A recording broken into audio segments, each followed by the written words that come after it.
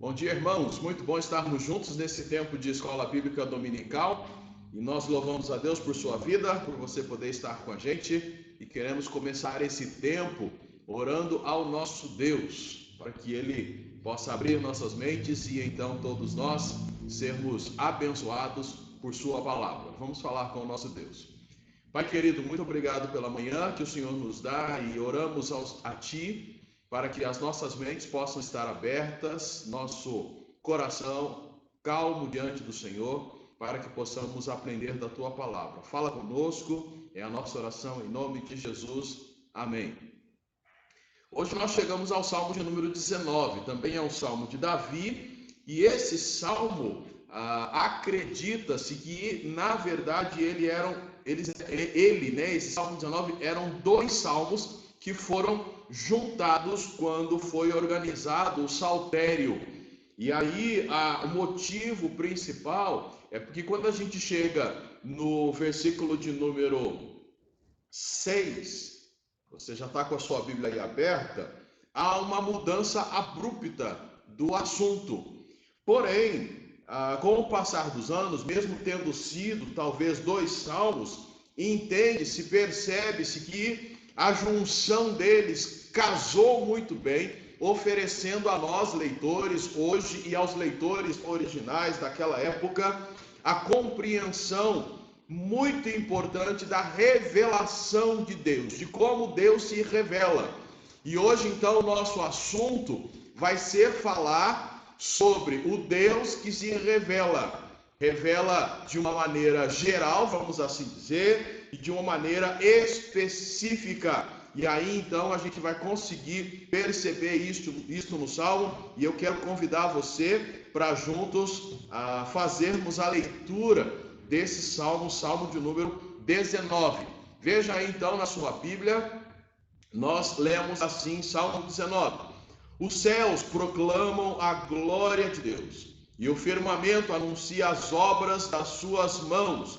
Um dia declara isso a outro dia, uma noite revela conhecimento a outra noite. Sem discurso, nem palavras, não se ouve a sua voz, mas sua voz se faz ouvir por toda a terra, e as palavras até os confins do mundo. Ali pôs uma tenda para o sol, que como um noivo sai do seu aposento, e como herói se alegra a percorrer o seu caminho. Sai de uma extremidade do céu e percorre até a outra extremidade. Nada se esconde do seu calor. A lei do Senhor é perfeita e restaura a alma. O temor do Senhor é fiel e dá sabedoria aos simples. Os preceitos do Senhor são retos e alegram o coração. O mandamento do Senhor é puro e ilumina os olhos. O temor do Senhor é limpo e permanece para sempre. Os juízos do Senhor são verdadeiros e inteiramente justos.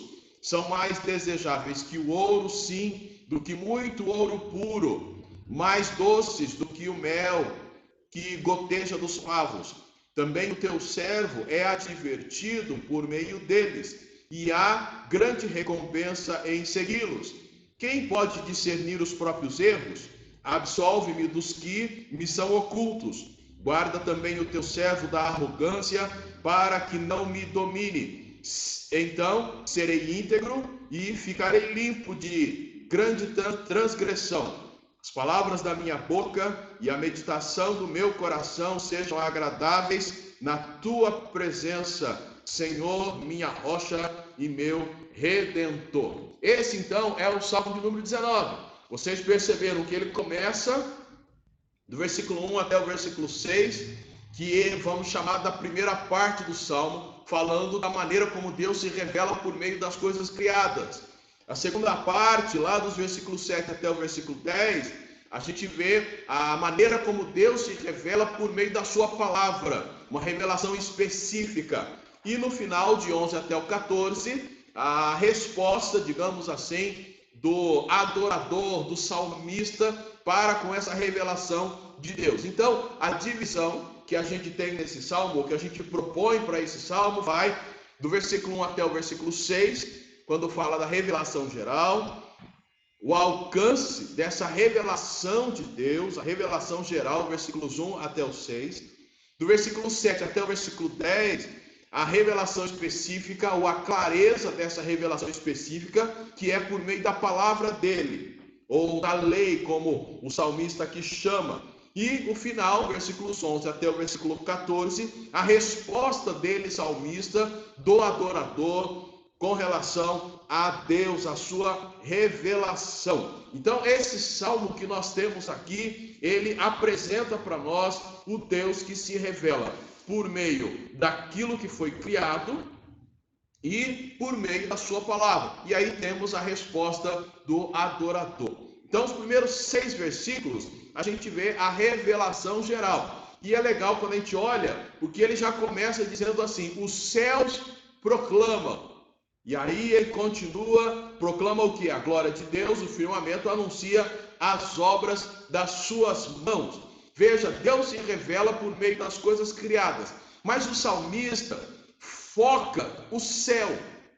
E é importante observar por que ele faz isso. Ele faz isso porque as coisas que foram criadas, vamos chamar a natureza que foi criada. As várias formas da natureza, vamos assim dizer, eu conheço, ou nós conhecemos, aquelas que estão próximas a nós. Eu conheço uma natureza, mas mesmo morando no Brasil, eu não conheço a floresta amazônica. Não conheço outras regiões no plano terreno. Mas você vai concordar que o céu, todo mundo vê, em todo lugar que ele possa estar. O mundo inteiro vê o céu. Na verdade, tudo que foi criado por Deus vê o céu. Se é que existe vida em outros países, em outros planetas, eles também veem o céu. O céu é visível a todos. E é por isso que o salmista usa então a figura do céu e para dizer o quê? Que Deus ele se revela a todas as pessoas. Ninguém pode dizer, olha, eu não tenho esse conhecimento sobre a existência de Deus ou a revelação dele. Não, você tem porque você vê o céu. E o salmista vai dizendo que isso é contado dia a dia, noite a noite, e aí a gente pode entender que isso é contado mês a mês, ano a ano, década a década, século a século, e aí isso vai passando. Jamais o céu mudou. O céu continua, ele sempre está ali e visível a todos. E é importante que ele diz lá no versículo 3, não há palavra alguma, não há discurso, não há uma voz audível. Mas aí no 4 ele fala, a sua voz é ouvida por toda a terra, em todos os lugares. Como o apóstolo Paulo mesmo falou isso lá em Romanos 10, 18, sua voz ecoa por toda a terra. E o apóstolo Paulo está lembrando exatamente desse salmo, quando ele cita lá. Então, a primeira parte que a gente tem nesse salmo fala da revelação geral de Deus. É uma expressão que a gente usa na teologia, quer dizer que Deus se revela a todos indistintamente. Todos têm alcance a essa revelação alcança a todos. Então, o versículo diz que não tem voz nenhuma, não tem discurso, porém, sua voz é ouvida ou se faz ouvir por toda a terra, chega até aos confins da terra. E aí no final do versículo 4, até o versículo 6, vai falar uma coisa que talvez você não tinha percebido. Eu particularmente fiquei muito impressionado quando observei melhor esse versículo. Ali, final do versículo 4, ali pôs uma tenda para o sol. Ele está falando do céu, mas de repente destaca o sol. E aí ele continua, o sol que sai, né, como um noivo, e como o noivo que sai do seu aposento, e como um herói que se alegra em percorrer seu caminho, sai de uma extremidade do céu e vai até a outra extremidade, nada esconde ao seu calor. Por que será que o salmista dá ênfase ao sol? A ênfase é dada porque o sol era considerado um deus naqueles dias, ou naqueles tempos. Na cultura egípcia, eles adoravam o sol como se fosse Deus. Se você estudar a cultura egípcia, você vai descobrir isso. O sol é considerado um deus. A mesma coisa a cultura babilônica considerava o sol como um deus. Se você olhar em 2 Reis, capítulo 23, e eu gostaria de convidá-lo a abrir sua Bíblia lá, 2 Reis, segundo livro dos Reis, capítulo 23, o verso de número 5. 2 Reis 23, 5. Olha lá o que fala e que confirma a ideia de que o sol é adorado como se fosse um deus. 2 Reis 23, 5. Diz assim: destituiu os sacerdotes idólatras que os reis de Judá haviam constituído para queimarem incenso sobre os altares das colinas nas cidades de Judá e ao redor de Jerusalém, como também os que queimavam incenso a quem? A Baal, olha aí, ao sol, à lua, aos planetas e a todo o exército do céu. Baal era um deus, sol considerado outro deus. E aí, aqui envolve até mais. A lua, também considerada uma deusa. Os planetas também eram considerados deuses. E os exércitos dos céus, seria isso, as estrelas. Tudo era adorado. Agora, antes desse tempo aqui, na verdade, bem antes do tempo dos reis, Jó já também tinha a preocupação de que ele mesmo, em algum momento, sem perceber, tivesse prestado algum tipo de adoração a esses deuses. Olha aí o livro de Jó. E eu falei antes, porque abra lá para Jó, capítulo 31. Jó, apesar do livro estar próximo ao livro dos Salmos, Jó, ele viveu na época dos patriarcas. Então, quem são os patriarcas? Abraão, Isaac, Jacó, aquela época lá do Gênesis. Tá? Então, Abraão viveu possivelmente naquela época lá, mesmo que quando a sua história é contada e quando a Bíblia é organizada, o seu livro fique perto dos Salmos. E aí vai uma dica, se você quiser, você pode adquirir, tem hoje várias Bíblias que já são organizadas em ordem cronológica. Isso vai te ajudar a entender melhor quando a gente usa essas expressões. Jó antes, lá da época dos reis. E realmente é por conta dessa explicação que acabamos de dar. Mas aí em Jó 31, a gente encontra exatamente a preocupação de Jó de em algum momento ter prestado culto ao sol ou a qualquer outra criação de Deus. Jó 31, verso 26 e verso 27. Jó 31, 26 e 27. Fala assim: se eu olhei para o sol quando brilhava, ou para a lua quando ela caminhava em esplendor, e o meu coração foi enganado em segredo, e a minha mão mandou beijos de veneração. E aí ele continua falando. Percebe que o que Jó está dizendo? Ele fala assim: Senhor, se em algum momento eu fiquei venerando, mandando beijinhos de adoração para o sol, para a lua, olha, que o Senhor me perdoe. Por isso que o salmista, no Salmo 19, a gente retorna para lá, ele fala que Deus se revela por meio das coisas criadas, e a ênfase é o céu, mas aí ele fala do sol. Agora, ele está falando do sol com um grupo de pessoas que entendia ou acreditava que o sol era um Deus. Mas aí, de uma forma até talvez irônica, o salmista mostra: o sol é um Deus? Bom, mas se ele é um Deus, ele depende do Criador, porque o Criador fez uma tenda para ele sol. O sol é um Deus, mas o Criador fez uma tenda para ele. Mais do que isso, esse sol que sai todo animadinho como um noivo e volta feliz para casa como um herói, o Senhor determinou o caminho que ele ia fazer. Ele sai de uma extremidade do céu e vai até a outra extremidade.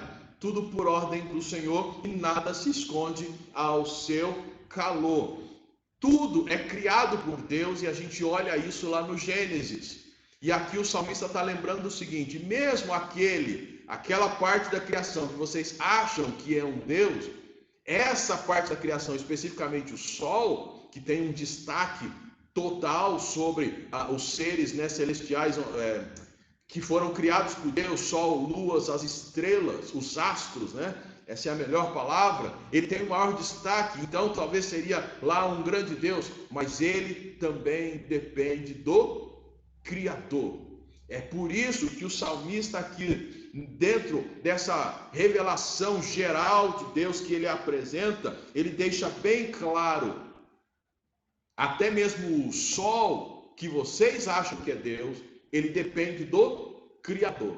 O Criador é quem dá uma tenda para ele, e a tenda, na verdade, é o céu.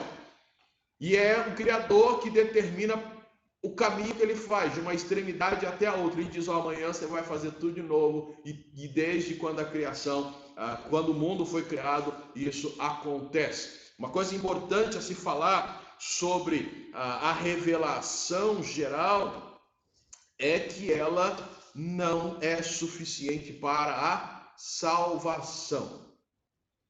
Por isso que nós somos chamados a pregar o evangelho a toda criatura, inclusive a povos que estão isolados, que também veem o sol. Se a revelação geral, todos veem o céu, inclusive o sol. Se a revelação geral, se o simples fato de ver o céu e os astros criados fossem suficientes para a salvação, Deus não teria deixado a ordem para ir pregar o evangelho a toda criatura.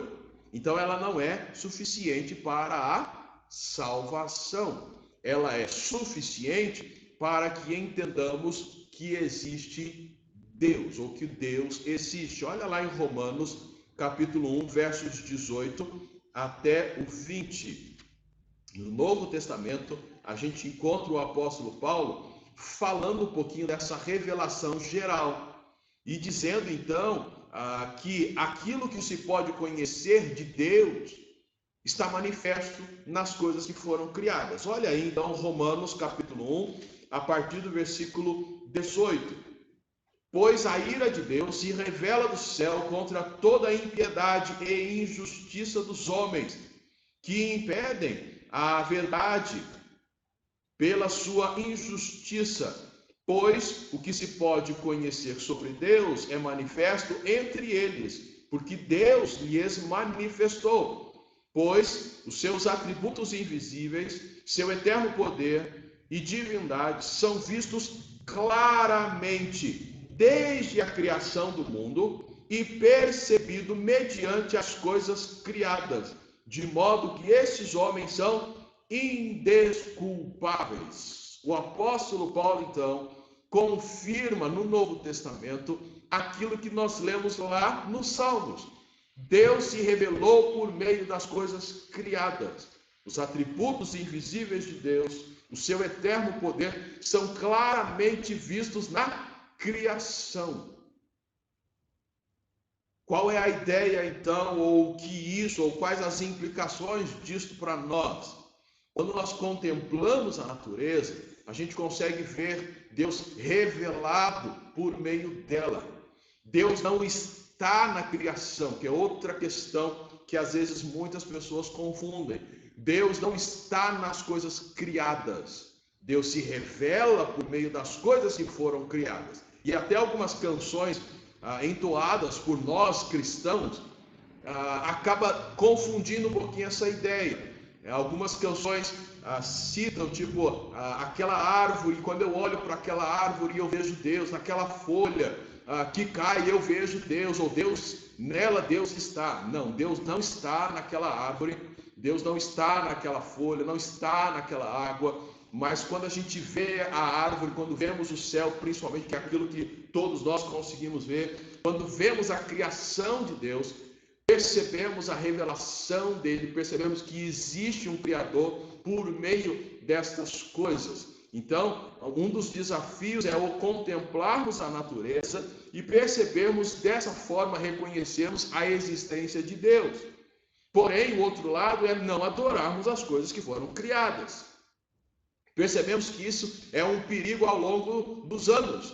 As pessoas começam a adorar o sol, começam a adorar a lua, começam a adorar a floresta, e aí então começa todo um movimento que troca a adoração que é dedicada a Deus e passa então a ser dedicada àquilo que Ele criou. Nós somos chamados e fomos criados para adorar o Criador e não as suas criaturas.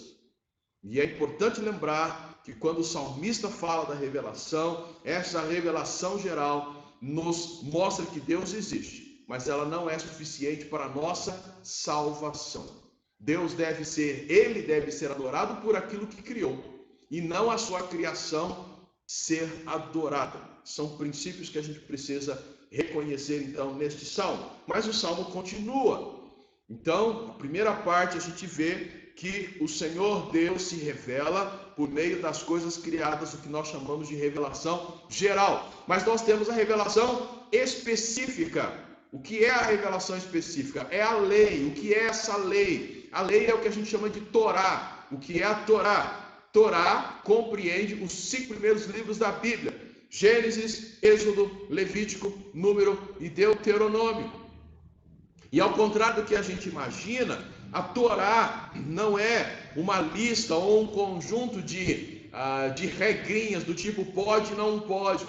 O judeu, quando ele pensa na Torá, e os escritores bíblicos, quando pensavam na Torá, e ela de fato é um conjunto de instruções, diretrizes, para que a pessoa que a segue possa ter de fato uma vida de relacionamento com Deus, vida de paz, e é tudo isso aqui que o Salmo fala, que a lei do Senhor, ela é perfeita. Começa aí a partir do versículo 7, que nós já lemos. A lei do Senhor é perfeita. Então ele vai usar várias palavras diferentes para falar sobre a lei, sobre a Torá, e vai dizer o que ela faz. Então ele fala o que ela é e fala o que ela faz, mostrando que Deus se revela por meio da sua escritura, por meio da Torá. Então a lei do Senhor, ela é perfeita e restaura a alma, a ideia dos sentimentos. Ele dá essa restauração, transforma o nosso interior, mexe aí com os nossos sentimentos. A palavra de Deus faz isso. O testemunho do Senhor é fiel. De novo, um crescente, é perfeita e é fiel, quer dizer, você pode confiar. E ela faz o que? Dá sabedoria a quem? Aos simples. Pessoas simples, mas que se entregam ao conhecimento da palavra de Deus, são pessoas sábias, ou se tornam pessoas sábias. Os preceitos do Senhor são retos e fazem o quê? Alegram o coração. Os preceitos do Senhor alegram o coração, a ideia da mente, né? a alma, sentimentos restaurados, coração, vida feliz. O mandamento do Senhor é puro e ilumina os olhos. Aí a gente já lembra lá de Salmo 119, 105, não é? Lâmpada para os meus pés é a tua palavra e luz para o meu caminho. Dá clareza diante dos desafios da vida. O temor do Senhor é limpo e permanece para sempre, quer dizer, da pureza e jamais vai se acabar, como falou o profeta Isaías. Seca-se a erva, cai a sua folha, mas a palavra de Deus permanece para sempre. Os juízos do Senhor são verdadeiros e inteiramente justos. Não contém erro. Nada de errado contém na palavra de Deus. E hoje nós temos a Bíblia completa. Lá, quando o salmista escreve, o que ele possuía era a Torá, os 5 primeiros livros da Bíblia. Hoje nós temos a Bíblia completa. E é essa lei que o salmista também se refere, essa lei completa que nós temos, esse conjunto de diretrizes, de instruções que nós temos. E o salmista, reconhecendo o valor da palavra de Deus, ele diz assim: elas são mais desejáveis do que o ouro, sim, do que muito ouro puro, mais doces do que o mel que goteja dos favos. Ouro, coisa valiosa, de muito valor. Ele diz, a Bíblia é mais valorosa que o ouro, do que as riquezas. Mais doce que o mel, coisas deliciosas, prazerosas. A Bíblia é muito mais prazerosa do que isso. E aí a gente tem aquela, digamos assim, o pensamento seguinte, né? O que é ouro para mim? O que é prazer para mim? Talvez para você o ouro realmente seja dinheiro, seja poder, seja posse. O que é valoroso para você é isso. O que é prazeroso para você é se dedicar a coisas que vão te trazer um prazer, alegria, dos vários tipos, né? Bebida, festas, prazeres na área de envolvimentos, de relacionamentos, enfim, para você poderá ter um significado, essas coisas de valor. Mas para o salmista ele fala assim: para mim, a lei do Senhor, que ele falou aqui de várias palavras diferentes, para mim a Torá, para mim a Bíblia é o que dá mais prazer. A Bíblia para mim é a melhor coisa que há. E aí então, meus irmãos, o resumo dessa segunda parte é que o salmista está dizendo que Deus se revela de uma maneira muito específica por meio da sua palavra. Antes foi por meio da criação, agora é por meio da sua palavra escrita, deixada para todos nós podermos ler. E aí, qual é o desafio para nós? Quais as implicações para nós? Eu preciso ter prazer na leitura das Escrituras, assim como o salmista tinha prazer em ler as Escrituras. E aí, quando a gente olha para aquilo que o salmista escreveu, não só nesse salmo, mas em outros, a gente descobre o prazer que ele tinha na palavra de Deus. E eu selecionei alguns versículos no Salmo 119, que é muito paralelo, que é paralelo a esse salmo, no que diz respeito à exaltação da palavra de Deus. Vamos, se a gente chegar lá, você vai perceber. Olha lá no Salmo 119, versículo 37. Salmo 119, versículo 37. Diz assim: desvia meus olhos de contemplarem o que é inútil e vivifica-me no teu caminho. Outra versão, com o mesmo versículo, diz assim: evita que meus olhos vejam o que é inútil. Dá-me vida com tua palavra. Olha só o que o salmista falou, que é muito importante. Evita que meus olhos vejam o que é inútil, mas que eu tenha vida, ou dá-me vida por meio do que? Da tua palavra. Essa é a oração que eu e você precisamos fazer. Senhor, que hoje, nesse domingo, que os meus olhos não fiquem divagando em coisas inúteis, mas que eu possa me voltar para a tua palavra, que meus olhos queiram ler a tua palavra, que eu possa investir o maior tempo possível e de qualidade para ler a tua palavra, que eu não fique atrás de coisas inúteis. Que coisas inúteis? Eu poderia fazer uma lista, mas se você ler a palavra, você já vai começar a entender o que é inútil e o que é útil. Então, vai ler a Bíblia melhor do que eu ficar falando para você, porque talvez o que é inútil para mim, você vai achar que não é inútil, mas quando a gente lê a palavra e ela fala no nosso coração, aí a gente percebe o que é inútil. Então, vai ler a palavra e você vai entender. Olha lá, continuando, Salmo 119, verso 105 e 104 e 105. O 105 é bem conhecido, o 104 não tanto. 119 e 104. Por meio dos teus preceitos alcanço entendimento, pois rejeito toda a vereda de falsidade. Tua palavra é lâmpada para meus pés e luz para meu caminho. Então eu rejeito, eu tenho entendimento, alcanço entendimento pelos teus preceitos, eu alcanço entendimento. E quando eu alcanço esse entendimento, eu sei por onde andar. E aí então eu evito o caminho, a vereda, né, que é caminho da falsidade. E aí ele continua: olha, a tua palavra, ela é lâmpada para os meus pés e ela é luz para o meu caminho. Eu vejo que aonde eu preciso pisar agora e um pouquinho à frente, mais à frente, eu também consigo ter essa clareza de como caminhar. Versículo 165 aí do Salmo 165 do Salmo 119. Os que amam a tua lei têm grande paz, e ninguém os fará tropeçar. Observe que o Salmo não está dizendo assim: os que amam a tua lei não têm problemas. Mas o Salmo está dizendo: os que amam a tua lei têm grande paz. E a gente poderia até não acrescentar nada à palavra, mas imaginar o seguinte: os que amam a tua palavra têm grande paz, mesmo estando em meio a grandes problemas. A falta de desfrutar a paz está muito ligado ao nosso distanciamento da palavra de Deus. Por isso que o salmista falou, elas são mais desejáveis do que o ouro, do que o mel, aquele mel que goteja dos favos. E talvez muitos de nós nem ligam muito para mel hoje em dia, mas era um alimento básico para eles naquela época.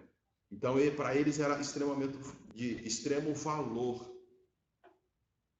Isso é o que eles entendiam. Isso é o que eles faziam. Mas veja os Salmos, ainda Salmo 119, versículo 148. Eu gostei muito desse Salmo.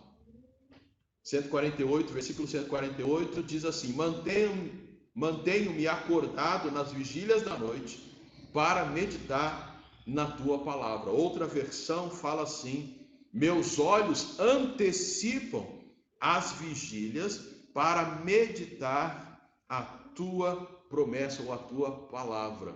Sabe qual é a ideia do salmista?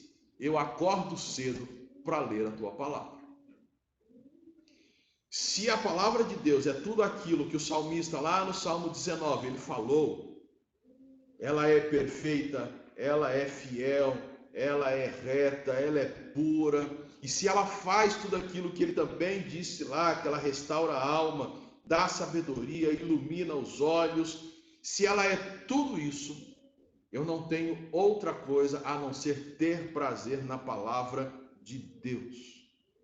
É isso que o salmista está dizendo. E esse, meu irmão, minha irmã, é o desafio para mim e para você. Essa é a implicação. Primeiramente, na revelação geral. A implicação é: eu olho para aquilo que foi criado e devo, olhando para aquilo que foi criado, entender que Deus existe. Mas não devo adorar as coisas que foram criadas. Agora, ao olhar para a Bíblia, saber que Deus se revela por meio dela, ele se faz conhecer por meio dela. E se ela é toda poderosa, como a própria Bíblia diz, como ela mesma diz, eu devo ter prazer em ler a palavra de Deus. Eu devo buscar a palavra de Deus. Eu devo investir tempo, largar as coisas inúteis e ler a Bíblia. E infelizmente nós vivemos uma época em que ser cristão não é mais ser o povo do livro. Antigamente se conhecia, ou os cristãos eram conhecidos como o povo do livro. Eles andavam com suas Bíblias para cima e para baixo. Era um povo que não somente andava, mas aqueles que são mais antigos nas igrejas, conhecem aqueles irmãos mais antigos, e os irmãos mais antigos conheciam demais as Escrituras.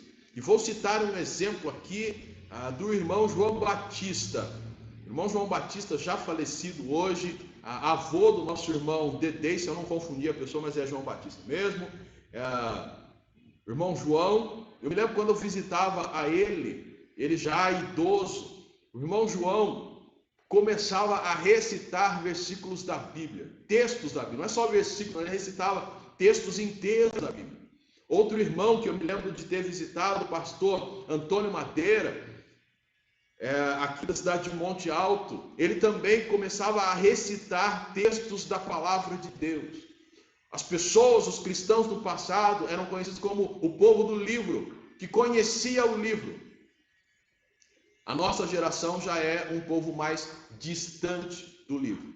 Não só distante do livro neste formato, que agora nós temos esse livro em formatos digitais, mas distante de ler o livro.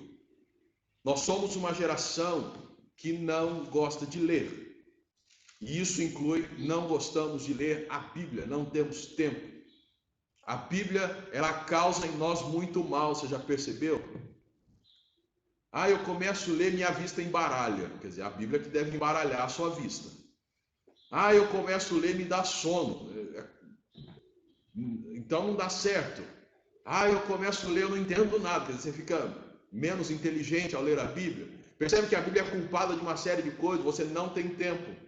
É por isso que você não tem paz. É por isso que você não é uma pessoa instruída. É por isso que você costuma fazer escolhas erradas. É por isso que você vive em confusão com os seus sentimentos. A palavra de Deus, ela vai te dar a orientação. E aí, lendo a palavra de Deus, por exemplo, pensando no sentimento, você vai descobrir, lendo a palavra de Deus, que na multidão de conselheiros há sabedoria. Opa, então eu posso conversar com pessoas sobre aquilo que eu estou vivendo? A Bíblia está dizendo isso. E aí você vai buscar ajuda em algumas pessoas. Percebeu que a própria Bíblia te leva a fazer coisas que você às vezes individualmente quer fazer, mas faz do jeito errado? Leia a Bíblia, e leia a Bíblia toda ela, diz Paulo para Timóteo, toda a Escritura é inspirada por Deus e ela é útil para uma série de coisas. Então eu e você, mediante ao poder da palavra de Deus, essa revelação que Deus deixou para nós de si mesmo, nós precisamos amar a palavra de Deus. E quando amarmos a palavra de Deus, ofereceremos a resposta que Deus almeja que nós ofereçamos a Ele. Veja que o salmista, a partir do versículo 11, ele dá, digamos assim, a sua resposta a Deus, a resposta do adorador. Versículos 11 até o final. Ele diz: também o teu servo é advertido por meio deles. Deles o quê?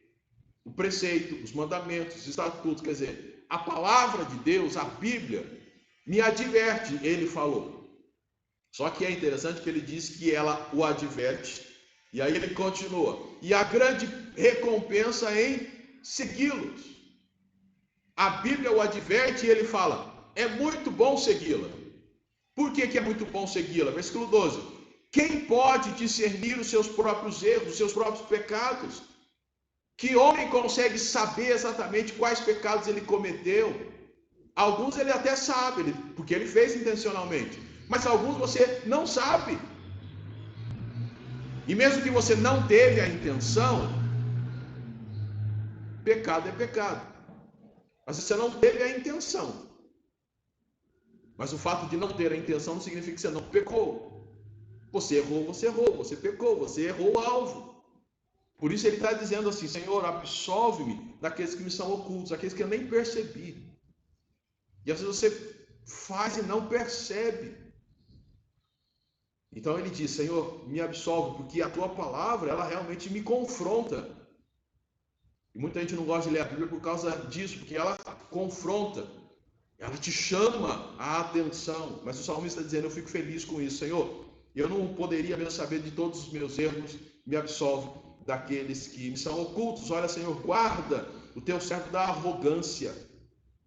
A palavra de Deus nos faz humildes, para que ela não me domine, ou para que a arrogância não me domine. Então vou ser íntegro e limpo de coração, e terei, na verdade, limpo da transgressão, de grande transgressão. E aí ele termina o salmo dizendo que as palavras da minha boca e que a meditação do meu coração sejam agradáveis a ti. Aquilo que eu falar e aquilo que eu pensar, que possam ser agradáveis a ti. Como é que eu vou ter um falar e um pensar que realmente agrada a Deus? Provérbios diz que a boca fala do que está cheio o coração, do que está cheio a cabeça. Se a minha cabeça não está cheia da palavra de Deus, está cheia de qualquer outra coisa, e muitas delas inúteis, minha boca vai falar o quê? Minha boca vai simplesmente falar daquilo que a minha mente está cheia. Como é então que as palavras da minha boca e o meditar do meu coração, da minha mente, vão ser agradáveis a Deus? Quando na minha mente tiver a palavra de Deus, quando a minha mente estiver cheia dela. Por isso que a gente leu lá no Salmo 119, Senhor, guarda os meus olhos de ficar fixando em coisas inúteis. Porque quando os olhos captarem, os olhos são as janelas da alma, a palavra de Deus diz. Quando os olhos captam aquilo, a cabeça fica cheia e automaticamente a boca vai falar daquilo. Muitos cristãos, eu me lembro de um especificamente, que ao se converter, percebeu, e logicamente percebeu os seus pecados ao ler a Bíblia, percebeu que falava muito palavrão. E aí então ele começou a orar a Deus, e lendo a Bíblia ele foi substituindo alguns palavrões por palavras da Bíblia, do tipo misericórdia. E a gente ria muito, porque cada vez que ele falava misericórdia, ficava imaginando que palavrão que ele tinha pensado. Mas Deus foi transformando a vida, o falar dele foi transformado, assim como o pensar dele. E aí é por isso que a gente precisa se apegar à palavra de Deus, para que a nossa cabeça esteja cheia da palavra de Deus, para que a nossa boca só fale as coisas referentes àquilo que está na Bíblia e realmente assim agrade, glorifique ao Senhor, que é o quê? Que é a nossa rocha e é o nosso Redentor. A revelação geral, ela não é suficiente para a salvação, mas ela está disponível a todos. A revelação específica está disponível, digamos, a muitas pessoas, mas nem todas elas querem ler. Como eu falei, nós já fomos conhecidos como o povo do livro, mas hoje somos mais um povo que gosta de frequentar culto para ouvir uma palavra forte e receber a bênção para a semana. Não somos povo que gosta de ler Bíblia todos os dias, sabendo que é isso que realmente nos alimenta. Automaticamente também nos tornamos um povo que não busca a santificação, porque o que a gente está vendo no salmista aqui, do versículo 11 ao 14, é alguém que quer ser santo. Mas como falamos, a revelação geral não provoca ou não leva à salvação, ela só mostra que Deus existe. Porém, a revelação específica, ela, digamos assim, leva ou conduz à salvação. João 8,32 diz que conhecereis a verdade vos libertará. Quando você vai para João 17,17, diz que a verdade é a palavra de Deus, a tua palavra é a verdade. E lendo João 1,14, a gente descobre que a palavra, que é o verbo, se fez carne e habitou entre nós. Quem é esse verbo? É Jesus. E o que Jesus fez? Jesus morreu na cruz e foi ressuscitado, para que todo aquele que nele crê não pereça, mas tenha a vida eterna. Percebe como a palavra de Deus vai conduzir? A gente pode até dizer que a revelação específica, de fato, salva, conduz à salvação, fazendo essa sequência, porque ela vai te apresentar Jesus. Porque quando a gente chega então no Novo Testamento, a gente descobre isso. A palavra vira gente que morre por causa da gente, para que todos nós possamos ter a salvação. Mas é claro, nem todos se interessam por isso. Muitos resolvem olhar para a revelação, para o céu, revelação geral, começar a adorar a criação ao invés do Criador.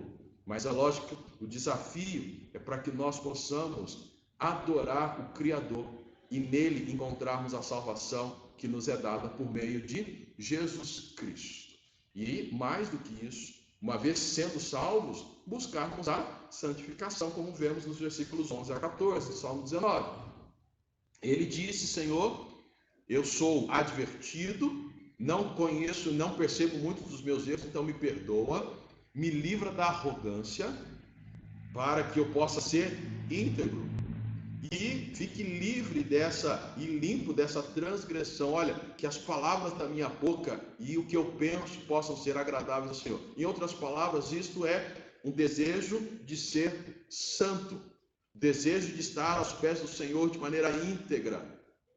E como é então a implicação disso para nós? É que ao termos a palavra de Deus, devemos lê-la para realmente querer buscar a santificação. E a santificação, ela é encontrada, ou é alcançada, ou ela realmente acontece na nossa vida, quando a gente vai para a palavra de Deus. Um monte de atividades na igreja, fazer um monte de coisa na igreja é até importante, mas não vai te ajudar a ser santo. Na verdade, pode até te ajudar a ser menos santo. O que vai te ajudar a ser santo é envolver-se com a palavra de Deus, ler a palavra de Deus. E ao ler a palavra de Deus, você vai entender realmente como deve atuar na comunidade cristã. Ficar ouvindo um monte de mensagens que falam sobre santificação pode até ajudar, desde que as mensagens digam assim para você: vai ler a Bíblia, vai meditar na palavra, vai memorizar textos bíblicos, cumpra o que você aprender na Bíblia. Mas ouvir mensagens que dizem assim: olha, você tem que deixar isso, tem que deixar aquilo, tem que deixar...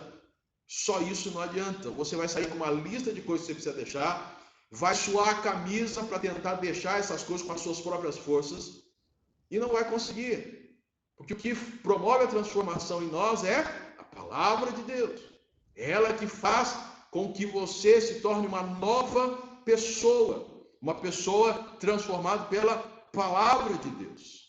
Assim como ficar cantando o dia inteiro para espantar o mal, não vai te levar à santificação.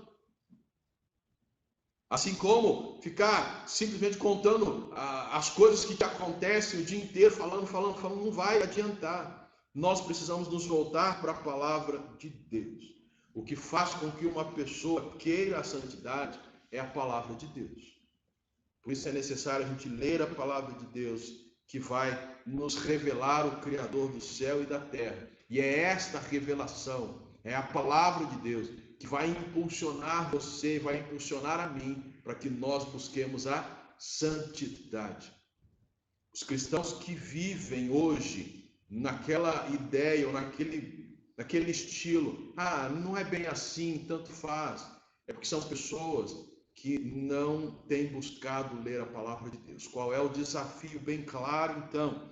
Diante desse salmo em que nós vimos a revelação geral e a revelação específica de Deus, revelação geral, as coisas que foram criadas com o foco no céu, revelação específica, o foco é da palavra de Deus, é nós nos voltarmos para a palavra de Deus, reconhecendo que Deus realmente existe e que Ele deixou para nós a sua palavra.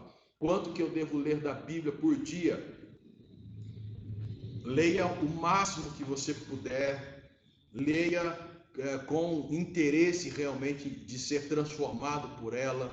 Se possível, se você conseguir, acorde mais cedo e tenha um tempo de qualidade lendo a Bíblia.